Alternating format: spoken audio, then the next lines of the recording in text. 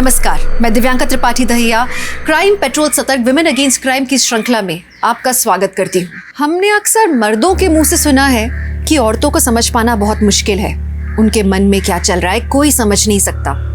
औरत एक पहेली की तरह है जिसे सुलझा पाना एक विद्वान का ही काम हो सकता है, लेकिन एक औरत को समझना इतना भी मुश्किल नहीं। एक औरत को सिर्फ और सिर्फ प्यार और सम्मान चाहिए। आज की कहानी भी एक ऐसी औरत की कहानी है जिसकी पूरी जिंदगी बहुत बड़ी लड़ाई थी, सम्मान की लड़ाई। उसने औरत होने के हर रिश्ते को बखूबी जीने की कोशिश की, लेकिन उसे मौत के घाट उतार दिया गया और उसकी मौत के साथ उसकी जिंदगी से जुड़े अनेकों रहस्य उजागर होने वाले थे। अब ये केस पुलिस के लिए चुनौतियों से भरा हुआ था और ये औरत पुलिस के लिए एक सबसे बड़ी पहेली बनकर सामने आने वाली थी। अगर ये मुट्ठी बंद हो तो इसमें क्या है किसी को पता नहीं चलता। एक नहीं, देख, अगर मेरा हुनर किसी को पता नहीं चला तो मेरे जीने का क्या फायदा होगा, क्योंकि अगर इंसान को उसका मकसद नहीं मिलता तो उसके जीने का कोई फायदा नहीं होता है। पहेलियां मत बुझा, क्या है साफ साफ बोल। आई, ये सर्टिफिकेट मुझे मेरी सिलाई क्लासेस से मिला है और ये कुर्ता देख रही है, ये मैंने खुद डिजाइन किया है और इसमें भी मुझे फर्स्ट प्राइज मिला है। अच्छा, तो देख, बहुत अच्छा है, ये तो अच्छी बात है। फिर समस्या क्या है तेरी? आई, इस पूरी वाड़ी में मेरे हुनर को समझने वाला कोई भी नहीं है। देख, अगर मैं शहर जाऊंगी वहाँ मेरा खुद का बुटीक होगा, लोगों की लाइन लग जाएगी। आई, फिर स्मिता कहाँ से कहाँ पहुँच जाएगी। स्मिता, एक बार तू ज्यादा उड़ मत बाबा, ज्यादा उड़ मत। एक बार तेरी शादी हो जाए ना तो फिर तेरा मर्द जो चाहे वो तू कर। आई तो मुझसे पलड़ा झाड़ रही है। मैं काहे को पल्ला झाड़ूंगी बाबा? एक विधवा अपनी बेटी की शादी कर ले, इससे बड़ी बात क्या हो सकती है? वो बाजू वाले गांव का लड़का आ रहा है तुझे देखने, वो तुझे पसंद कर ले बस। तेरी शादी के अलावा मैं कुछ नहीं कर सकती। हाय, ना चाह के भी मुझे ऐसा कदम उठाना पड़ रहा है। जानती हो तुझे मेरी चिट्ठी पढ़ के धक्का लगेगा, लेकिन मैं किसी गवार से शादी करके अपनी जिंदगी दांव पे नहीं लगा सकती। मुझे जिंदगी में कुछ करना है, बहुत ऊंचा उड़ना है मुझे। पाटिल, पूरा जंगल चेक करो, देखो कुछ मिलता है क्या। हटाओ इन लोगों को यहाँ से। सर, एक आदमी यहाँ से गुजर रहा था, उसने लाश को देखा, इसको शूट किया गया है। उठाओ सर। बस हो सकता है इसका नाम एस से हो या फिर ये एस कोई सिंबल हो। सारी मिसिंग कंप्लेंट स्कैन करो और आसपास पूछो, शायद किसी ने कुछ देखा हो। राइट सर, हटाओ इन लोगों को यहाँ से।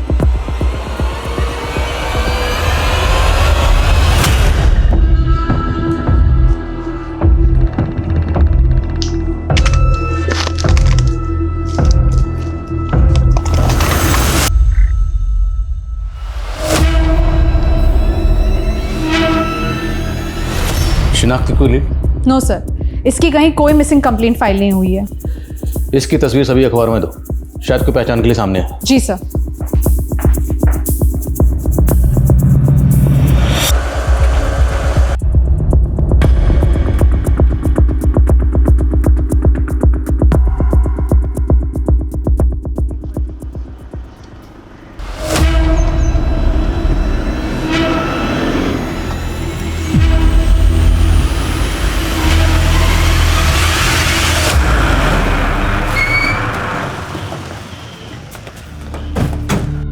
सर, मैं तो इस औरत को नहीं जानती हूँ, लेकिन 25 नवंबर को मेरी गोद भराई की रस्म थी, तब ये औरत अचानक से यहाँ पे आ गई थी। 25 नवंबर? कत्ल 25 नवंबर की शाम को ही हुआ था। कितने बजे यहाँ आई थी? सर, लगभग कोई 4-5 बजे होंगे। सर, वो बहुत घबराई हुई थी और ऐसा लग रहा था कि किसी से बचते बचाते हुए वो यहाँ तक पहुँची है। उसने मुझसे मदद मांगने की भी बहुत कोशिश की सर, लेकिन सर ये औरत यहाँ से अचानक से चली गई। सर, मैं तो उसके पीछे पीछे दरवाजे तक गई थी पर वो यहाँ पर नहीं थी, लेकिन एक ब्लू वैन को मैंने यहाँ से जाते हुए देखा था।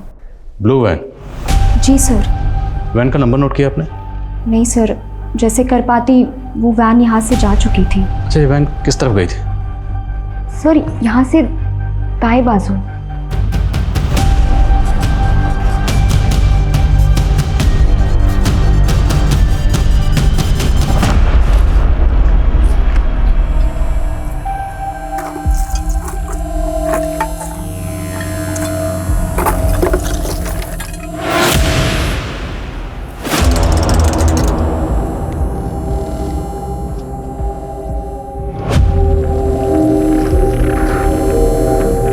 खाने को देगा हैं?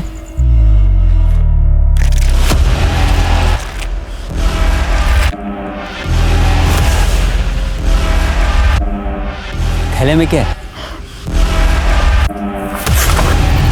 सर, गीतांजलि के घर के आसपास कोई सीसीटीवी फुटेज नहीं मिला। और सर, ऐसा ज़रूरी नहीं है कि विक्टिम उसी ब्लू वैन में गई हो जिसके बारे में गीतांजलि ने हमें बताया था। और गीतांजलि को यह भी लग रहा था कि जैसे वो किसी से बचते बचाते उसके घर पर आई, तो मुमकिन है कि वो उसी एरिया के आसपास कहीं की रहने वाली। विक्टिम की तस्वीर उस एरिया में डोर टू डोर जाकर सबको दिखाओ, शायद कोई पहचान के लिए सामने आए।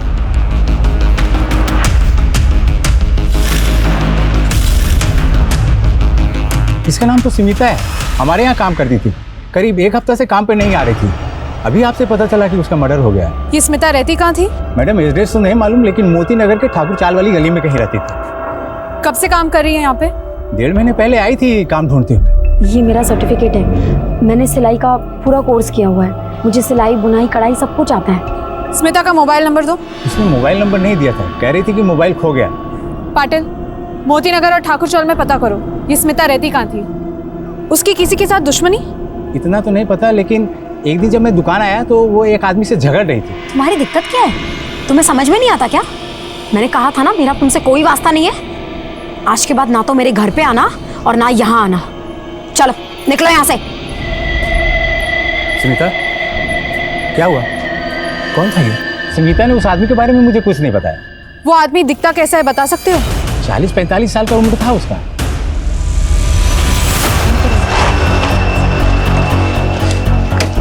सर, ये ललिता है, स्मिता की लैंडलॉर्ड। हाँ साहब, वो मेरी खोली में रहती थी स्मिता। साहब, मैंने ही उसे खोली भाड़े पर दी थी। बहुत अच्छी औरत थी साहब। यहाँ कब से रह रही थी? यही कोई लगभग 1 साल से। फैमिली के साथ? पति? साहब, पति तो था, लेकिन वो यहाँ नहीं रहता था, बाहर काम करता था। पति का नाम क्या है? वो मेरे को नहीं मालूम, वो इधर को कम ही आता था।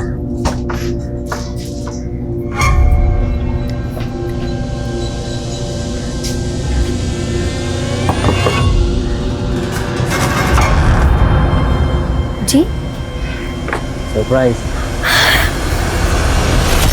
अच्छा, स्मिता और उसका पति रहने वाले कहाँ के थे? साहब, नहीं मालूम। मतलब रेंट एग्रीमेंट बना होगा, उसमें नेटिव एड्रेस, गांव का एड्रेस कुछ तो होगा। साहब, मैं ये एग्रीमेंट नहीं बनवाती। मैं तो इंसान की शक्ल देख के पहचान जाती है कैसा है। पुलिस वेरिफिकेशन के बिना किराएदार रखना मना है, तुम्हें पता नहीं? फिर तुमने कैसे रखा? वो सब खोली खुलवा उसकी। सब कुछ चेक करो, देखो कोई आइडिया, कोई ऐसा डॉक्यूमेंट मिले जिससे स्मिता और उसके पति का गांव का एड्रेस पता चले। Check it.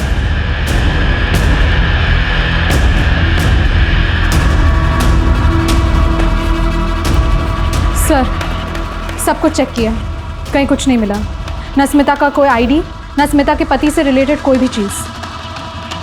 सर, कहीं ऐसा तो नहीं कि स्मिता का आईडी भी कहीं गायब करवा दिया गया हो? प्रोसेस से पता करो स्मिता किस किस से मिलती थी और उसकी खोली में कौन कौन आता जाता था।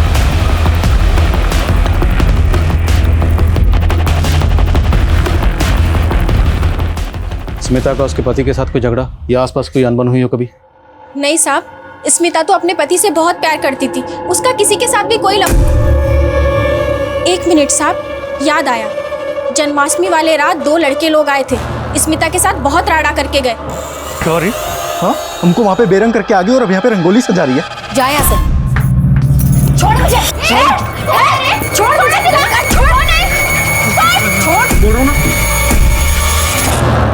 अब निकलेगा यहाँ से या मार खा के जाएगा? जा रहा हूँ। दर्जी की दुकान पर एक 40-45 साल का आदमी स्मिता से झगड़ा करके गया, और दूसरा स्मिता का पति। वो कहाँ रहता है, क्या करता है, इसके बारे में किसी को कुछ पता नहीं। और तीसरा 20-22 साल के 2 जवान लड़के जो उस दिन स्मिता से झगड़ा करके गए। ये सब कौन है, हमें इन सब के बारे में पता लगाना होगा। लेकिन सर हम इन लोगों को पहचानेंगे कैसे? स्मिता के घर से ना कोई आईडी मिला है, ना कोई गांव का एड्रेस, और स्मिता का फ़ोन नंबर भी यहाँ किसी के पास नहीं है। जिस खोली में वो किराए पर रहती थी, हमने उस खोली को ढूंढ लिया। ठीक इसी तरह हम स्मिता के गुनहगारों को भी ढूंढेंगे और हर हाल में ढूंढेंगे। एक लावारिस लाश को एक नाम मिल गया था, स्मिता। लेकिन स्मिता कौन थी, उसका परिवार, उसका चरित्र, उसकी जिंदगी, सब एक पहेली सा लग रहा था। जिन लोगों ने स्मिता को पहचान दी वो तो उसे पिछले सिर्फ 1 साल से जानते थे, तो स्मिता की बाकी की जिंदगी कहाँ बीती थी? और स्मिता की हत्या का तार उसकी मौजूदा जिंदगी से जुड़ा हुआ था या उसके अतीत से?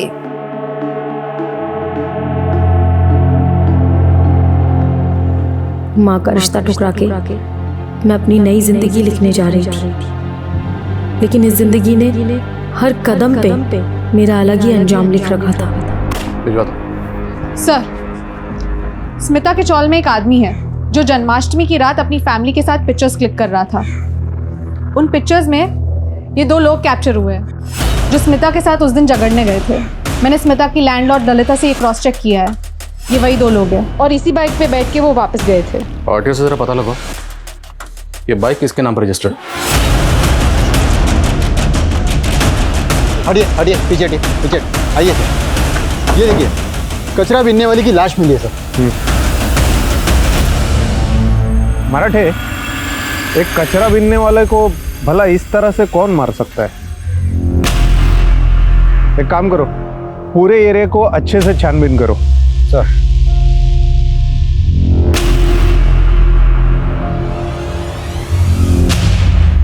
देख, शुरू में सबको ऐसा ही लगता है, कुछ नहीं तू कर पाएगा। चल।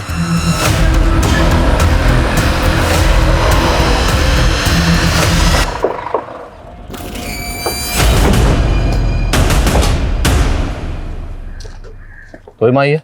हाँ साहब, क्या बात है? स्मिता को जानता है, मर्डर हुआ है इसका। इसी से मिलने गया था ना तुम जन्माष्टमी की रात को झगड़ा करने? साहब वहाँ मैं कोई झगड़ा करने नहीं गया था, मैं तो अपने 2 जोगी के साथ ऐसे ही चला गया था। कौन जोगी?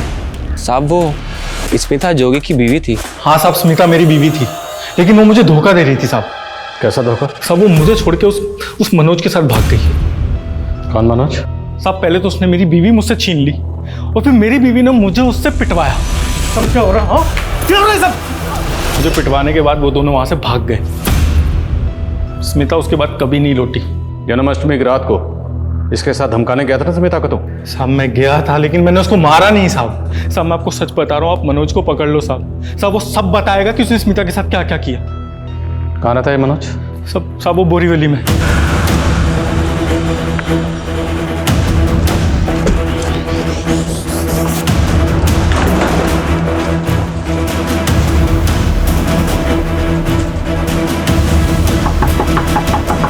क्या स्मिता का मर्डर हो गया? चौंक तो ऐसे रहा जैसे कुछ जानता ही नहीं। सब बता दिया जोगी ने। तू स्मिता को लेकर भाग गया था ना, तूने शादी की उससे? नहीं साहब, मैंने स्मिता के साथ शादी नहीं की, वो तो जोगी से तंग आ गई थी। क्यों? नामर्द था वो, अपनी बीवी को पीट पीट कर अपनी मर्दांगी दिखा रहा था साहब। और तो और साहब, उसका और माई का संबंध था, स्मिता तंग आई थी उससे। तो ठाकुर चौल में स्मिता को वो खोली तूने दिलाई थी? ठाकुर चौल? नहीं साहब, ठाकुर चौल के बारे में मैं कुछ नहीं जानता। मैं तो कई महीनों से उससे मिला भी नहीं हूँ साहब, और वो भी मुझे छोड़ के चली गई साहब। मैं तो उसको संगम चाल में मिलता था, वो खोली मैंने उसको लेके दी थी साहब। अरे आना, देख आज से तुझे माई और जोगी से डरने की कोई ज़रूरत नहीं है। आज से ये घर तेरा। देख मैंने पूरा सामान भी डरा दिया है, अच्छा है ना? ना प्यार करते हो मुझसे? लेकिन साहब स्मिता ने मेरे साथ अच्छा नहीं किया। थोड़े ही दिन में उसने अपना रंग दिखाना शुरू कर दिया। मेरे सारे पैसे जेवर लेकर वो भाग गई। किसके साथ गई, क्यों गई, मुझे नहीं पता साहब।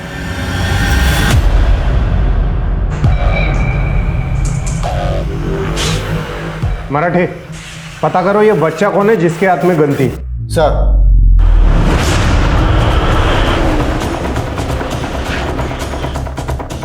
हाँ साहब, 1 साल पहले तक ये औरत उस मनोज नाम के आदमी के साथ यहीं पे रहती थी। अच्छा, ये मनोज बता रहा था कि स्मिता उसके घर से कुछ पैसे और गहने वगैरह लेकर भाग गई। अरे साहब झूठ बोल रहा है वो, 1 नंबर का कमीना है। वो तो खुद अपनी बीबी को छोड़ के उस पे लट्टू हो गया था, और जब उसकी बीबी को पता चला तो उसने उसका जीना ही हराम कर दिया। अच्छा, मनोज की बीवी के अलावा स्मिता को यहाँ आसपास किसी और से कोई झगड़ा? नहीं साहब, लेकिन हाँ, एक बच्ची भी उनके साथ रहती थी।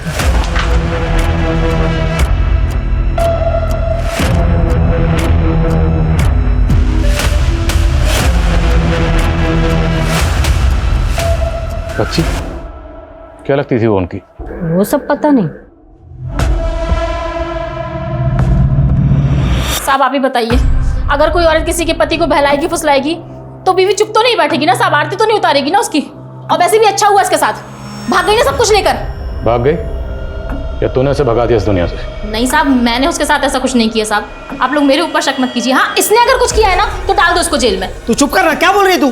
तुम्हारे और स्मिता के साथ जो बच्ची रह रही थी वो कौन थी? साहब बच्ची? कौन बच्ची रे? कौन बच्ची? अरे बता रहे तो दे मुझे साहब। वो स्मिता की रिश्तेदार थी साहब। कौन थी? नाम क्या था? कहाँ की रहने वाली थी? उसका नाम कोयल था साहब। बस स्मिता ने मुझे उसका इतना ही बताया था। स्मिता और बच्ची के साथ रह रहा था, तो तुझे नहीं पता वो बच्ची कौन थी? सब सच बोल रहा हूँ साहब, मुझे कुछ नहीं पता साहब।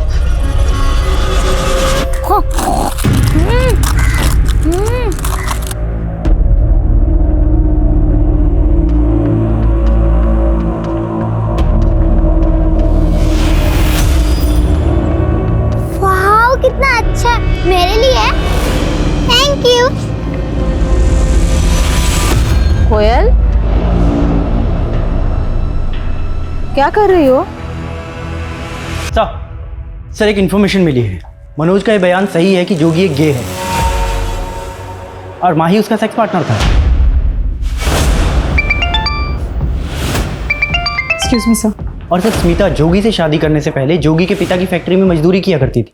स्मिता जोगी के फादर की फैक्ट्री में मजदूरी करती थी? जोगी के फादर को बोलो। सर, एक इन्फॉर्मेशन मिली है। जिस एरिया में स्मिता की लाश मिली थी वहाँ से करीब 15 किलोमीटर दूर एक लावारिस वैन मिली है जिसका कलर ब्लू है। सर ये औरत यहाँ से अचानक से चली गई। सर मैं तो उसके पीछे पीछे दरवाजे तक गई थी पर वो यहाँ पर नहीं थी, लेकिन ब्लू वैन को मैंने यहाँ से जाते हुए देखा था।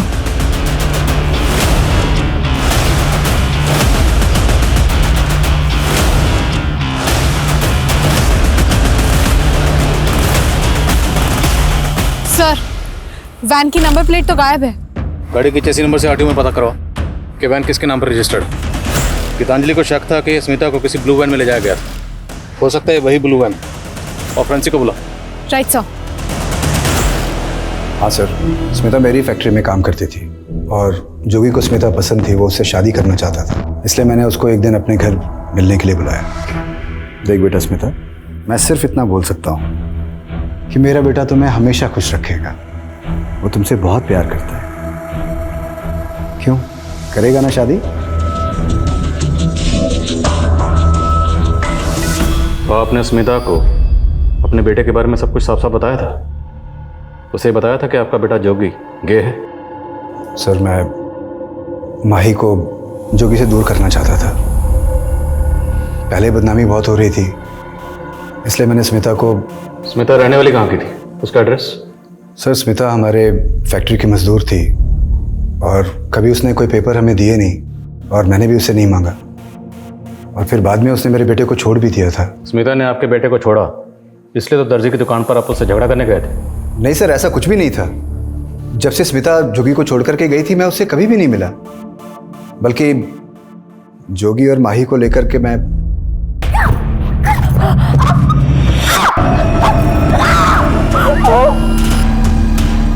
जोगी, क्या चल रहा है ये सब? सही किया स्मिता ने जो यहां से भाग गई। लेकिन अब उसका मर्डर हो गया और आप अच्छी तरह से जानते हैं कि मर्डर इन दोनों ने किया। नहीं सर, ऐसा कुछ भी नहीं है। लेकिन एक बात है सर, स्मिता का अतीत भी एक रहस्य था। उसने मुझे कभी अपने बारे में कुछ भी नहीं बताया था, लेकिन मैं जानता हूं कि उसका जमीन जायदाद को लेकर के किसी से झगड़ा चल रहा था। मैंने खुद अपनी आंखों से एक आदमी को फैक्ट्री के बाहर उससे झगड़ा करते देखा था। क्या नाटक लगा रखा है ये सब कुछ? हाँ, समझ में नहीं आता है क्या? मैंने कहा ना, मुझे तुमसे कोई लेना देना नहीं है। मेरे आगे पीछे डोलना बंद करो तुम। अरे ऐसे कैसे लेना देना नहीं है? इतनी सारी जमीन जायदाद है दारी में, वो क्या ऐसे ही छोड़ देगी? चल मेरे साथ दारी, चल। छोड़ो मुझे, मैंने कहा ना मुझे तुम्हारे साथ नहीं जाना है, निकलो यहाँ से। सर, दारी के किसी जमीन जायदाद के बारे में उन दोनों में झगड़ा हो रहा था। दारी? हाँ हाँ, आ रहा हूँ ना। अरे पहले मालवानी जाऊंगा, उसके बाद नए गाँव आऊँगा। कितना टाइम लगता है नए गाँव आने में? हाँ चल, रखता हूँ अभी।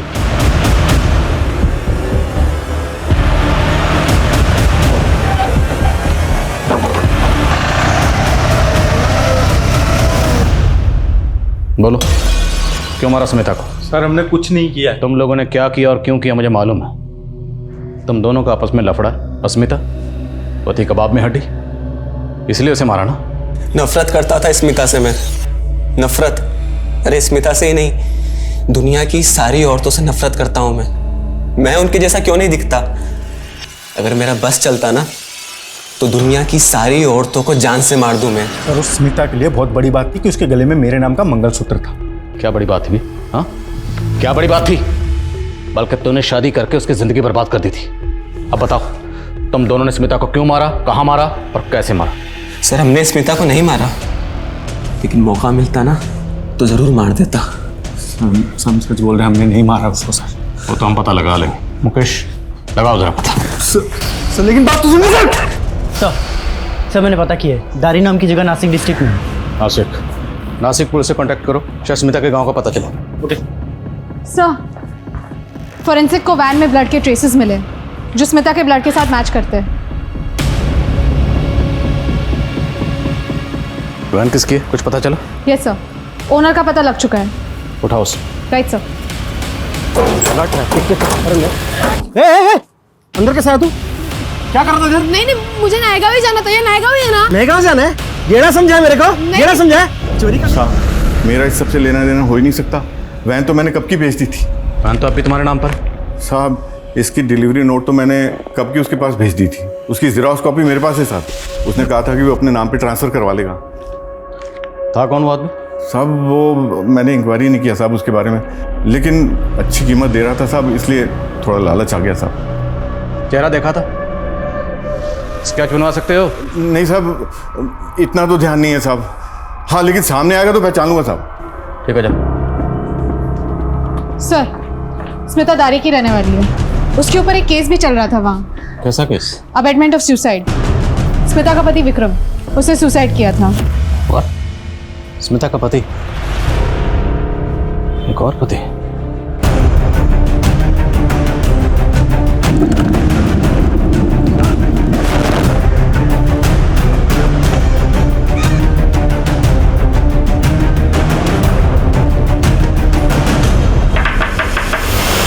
मैंने अपने बेटे विक्रम की शादी स्मिता से की थी, लेकिन उसने तो मेरे भोले भाले बच्चे की जान ही ले ली। मतलब? साहब, मेरा बेटा विक्रम दिमाग से बच्चा था। 10 साल पहले स्मिता की आई मामा मामी को लेकर उसका रिश्ता लेकर आई, लेकिन उसके पहले ही मैंने अपने बेटे के बारे में उनको साफ बता दिया था। और फिर स्मिता को बड़ा घर चाहिए था, शहर जाना था, और मैंने सोचा शादी के बाद हम सब चले जाएंगे शहर में। लेकिन शादी के कुछ समय बाद स्मिता ने रंग बदलना शुरू कर दिया। नहीं, मुझे खाना नहीं खाना। नहीं, तुम मेरे साथ रहोगे। नहीं नहीं नहीं नहीं नहीं नहीं, सुनो, तुम मेरी पत्नी हो ना? हाँ। तुम मेरी पत्नी हो तो मैं गाना गाऊंगा और तुम डांस करोगी। पहले खाना खाएंगे, उसके बाद नहीं नहीं नहीं, पहले अब खाना नहीं खाएंगे, पहले तुम डांस करो। कोई ऐसा बर्ताव करता है अपने पति के साथ? मेरा बेटा तो उससे बेहद प्यार करता था, लेकिन उसने तो विक्रम को मजबूर कर दिया और 1 साल में ही उसने खुदकुशी कर ली। उसके बाद आपने स्मिता पर अबेटमेंट ऑफ सुसाइड का केस करके उसे घर से निकाल दिया। और क्या करती साहब, उस हत्यारन को सर पे बिठाती, धक्के मार के मैंने उसे घर से निकाल दिया। चल जा, निकल जा, मेरे घर से बड़ी आई है, चल निकल जा। हाँ? आई मेरी बात, आई निकल। नहीं, आई मेरी बात सुनो, आई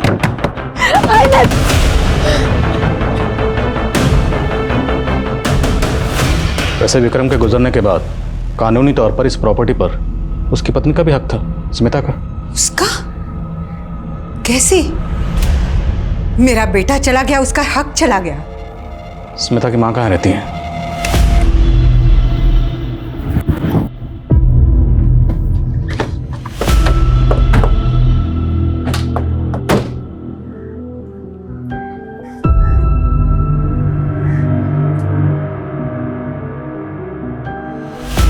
क्या हुआ?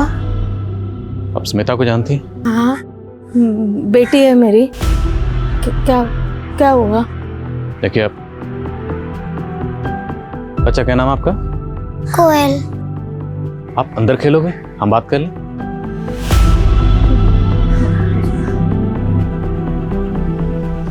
काय झालं? आपकी बेटी स्मिता अब इस दुनिया में नहीं रही।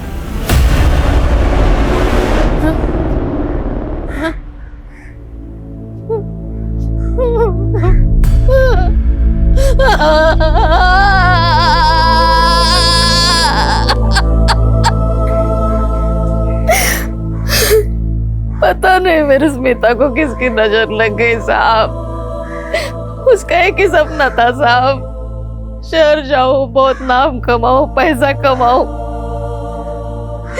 लेकिन मैं गरीब विधवा, मैं कैसे बेच सकती थी ना शहर उसको। मासी के गांव का एक रिश्ता तय कर दिया था मैंने, लेकिन वो भाग गए मुंबई अपने मामा मामी के घर। फिर कुछ दिनों के बाद उसके मामा मामी ने उसे बहला फुसला कर गांव वापस छोड़ दिया। जवान बच्चे की जिम्मेदारी कौन लेता ना। उसकी मामी ने वो रिश्ता लाया था विक्रम का। बोला बहुत बड़ा घर है, पैसे वाले लोग हैं, इसी बहाने मुंबई भी जा सकती है। तो स्मिता मान गई। मामी ने बोला लड़का भोला है, लेकिन ये नहीं बोला कि लड़के का दिमाग बच्चे का है। मेरी स्मिता खुश नहीं थी साहब उसके साथ, फिर भी निभा रही थी अपनी शादी। और फिर विक्रम के मौत के बाद उसके घर वालों ने उसे बाहर निकाल दिया और फिर सब लोग ताने देने लगे उसको। फिर उसे सूरज से प्यार हो गया। सूरज? हाँ, बहुत प्यार करता था साहब उससे। उसके लिए कुछ भी कर सकता था वो। उन दोनों ने शादी कर ली। उनके 2 बच्चे भी हुए, कोयल और प्रज्वल। फिर उसके बाद वो नायगांव शिफ्ट हो गए। वहां सूरज को दारू की लत लग गई साहब। फिर घर में मारा पीटी होने लगी। एक दिन सूरज का मर्डर हो गया। आपको यही लगा कि प्रज्वल ने अपने बाप सूरज को मार दिया। प्रज्वल मतलब स्मिता और सूरज का बेटा? हाँ। फिर उसे वो सुधार गृह भेज दिया गया। फिर स्मिता कोयल को लेकर मुंबई चली गई साहब। लेकिन मुंबई में भी वो कोयल के साथ किसी ने जबरदस्ती करने की कोशिश की। कोयल के साथ जबरदस्ती? हाँ साहब। फिर स्मिता कोयल को यहाँ छोड़ के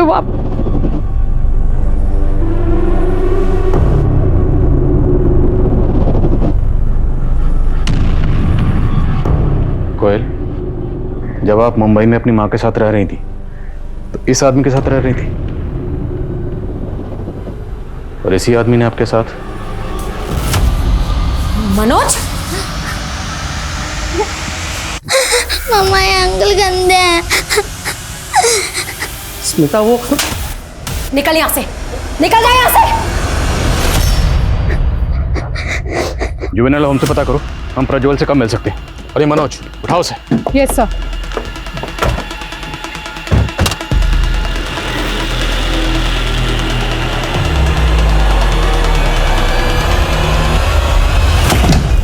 तुझे सुधार गृह से भाग के नहीं आना चाहिए था बाबा। क्यों आया तू? नहीं किया तूने। नानी मुझे पैसे चाहिए। पैसे काहे के लिए राजा? बदला लेना है मुझे।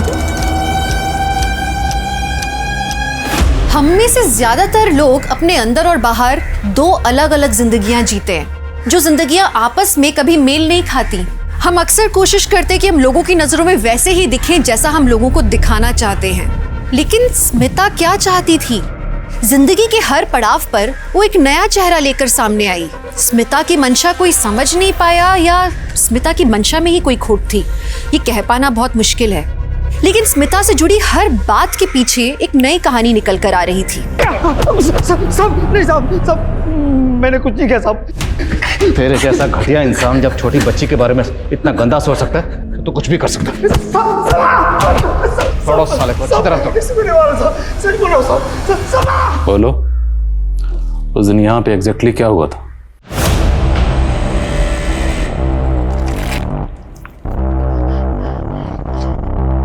थैले में क्या है? मैं बता दूं।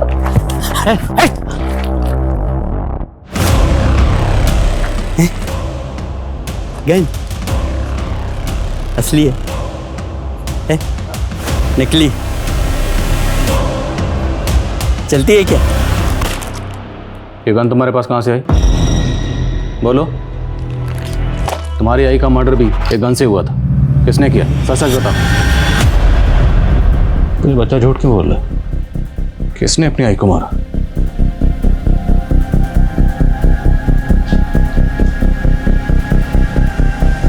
प्रज्वल,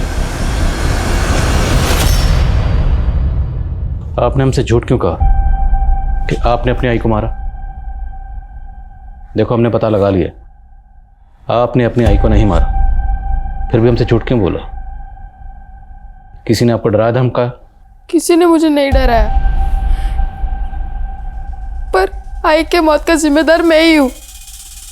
अगर मैं उसके साथ होता तो वो जिंदा होती। पर आपने अपनी आई को नहीं मारा, राइट? नहीं। तो आपने अपने बाबा को क्यों मारा? बोलो, क्या हुआ था? हम सब बहुत खुश थे। आई, बाबा, मैं और कोयल। आई हम सबका अच्छे से ख्याल रखती थी, लेकिन फिर बाबा नशा करने लगे, आई पर गुस्सा करने लगे। आई बहुत रोती थी, पर कभी किसी को कुछ नहीं कहती थी। फिर एक रात जब मैं अपने दोस्तों के साथ खेलकर घर आ रहा था, तब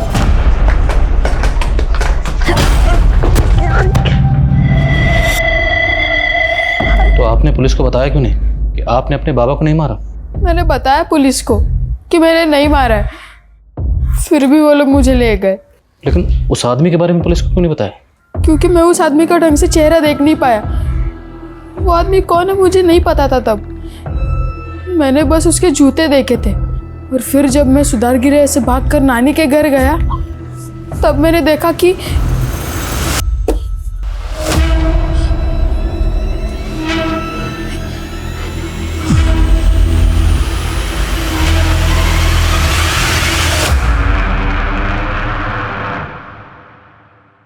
कौन था वो आदमी?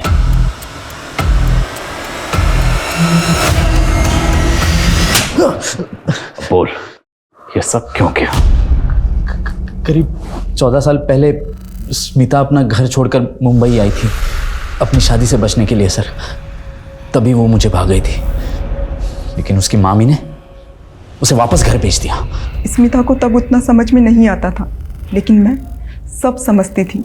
मैं अपने पति से स्मिता को दूर रखना चाहती थी, इसलिए मैंने विक्रम और स्मिता की शादी करवा दी। विक्रम की मौत के बाद सोचा था मैं स्मिता पर हाथ साफ कर लूंगा, लेकिन विक्रम की मौत के बाद उसे सूरज में सच्चा प्यार मिला, लेकिन मैंने भी हार नहीं मानी। मैंने सूरज को नशे की लत लगा दी। एक दिन मुझसे रहा नहीं गया और मैं प्लानिंग करके सूरज के साथ, लेकिन फिर उसने उस जोगी से शादी कर ली। और जोगी ने उसे परेशान करना शुरू किया तो स्मिता ने मनोज में अपना साथी ढूंढ लिया। लेकिन जब मनोज ने उसकी बेटी पर बुरी नजर डाली तो मनोज को छोड़कर मोती नगर में रहने लगी। और तू सुधरा नहीं। इस दौरान तू लगातार उसे ढूंढता रहा। उसे ढूंढने के बाद तुमने उसे मार दिया। सर मैं वहां गया जरूर था, लेकिन मैंने अकेले स्मिता को नहीं मारा। उसका एक आशिक भी है। मैंने स्मिता के मामा दिनेश को कुछ पैसे उधार दिए थे, लेकिन जब मैंने उससे पैसे मांगे उसने मना कर दिया। बोला कि लड़की देगा। फिर उसने दूर से मुझे स्मिता को दिखाया, बोला कि अकेली है, बेचारी है, किसी आदमी का साथ चाहिए उसे। मैंने स्मिता को पटाना शुरू कर दिया। वो मेरे प्यार में पड़ गई, लेकिन उसका मामा कमीना निकला। मुझे ब्लैकमेल करने लगा कि वो मेरे और स्मिता के रिश्ते के बारे में मेरी बीवी को सब कुछ बता देगा, और मुझसे पैसे मांगने लगा। और स्मिता को भी बोला कि मुझे ब्लैकमेल करे। लेकिन जब स्मिता को पता लगा कि मैंने उसे धोखा दिया है, तो वो भी मेरा घर बर्बाद करने पर तुल गई। मैंने दिनेश को मुंह मांगी रकम दी और उससे बोला, लेकिन वो भागकर मेरे घर चली आई। ताई, हाँ वो